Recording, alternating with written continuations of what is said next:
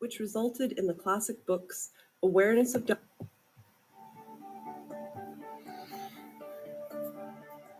In the mid-1960s, two sociologists, Barney Glaser and Anselm Strauss, conducted a groundbreaking multi-year study about end-of-life care in hospitals, and which resulted in the classic books Awareness of Dying in 1965 and Time for Dying in 1968. This section focuses on one of the key ideas that emerged from their work, the concept of dying trajectories. For Glaser and Strauss, hospital dying has two distinct properties. One, it takes place over time, it has duration. And two, it has shape. It has dimensions that can be graphed. Through their research, Glaser and Strauss identified a range of common end-of-life trajectories in the hospital setting, including abrupt surprise, where expected recovery turns into unexpected death, expected swift death, such as an unavoidable impending death due to accident, expected lingering, for example, neurodegenerative diseases such as dementia, entry, re-entry, where a patient nearing end of life returns home several times between hospitalizations.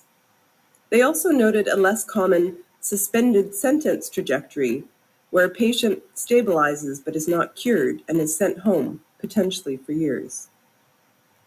In creating this model, Glaser and Strauss were careful to state that dying trajectories are not objective representations of biological fact. Neither duration nor shape is a purely objective physiological phenomena.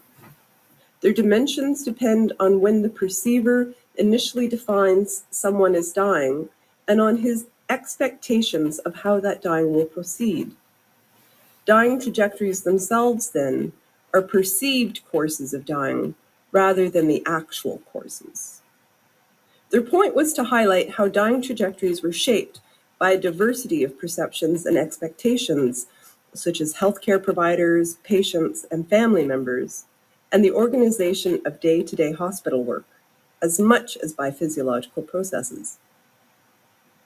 The general concept of dying trajectories has proved useful to healthcare providers, policymakers, and researchers, and has become a common teaching tool and educational resource in end-of-life care, as you can see in these examples.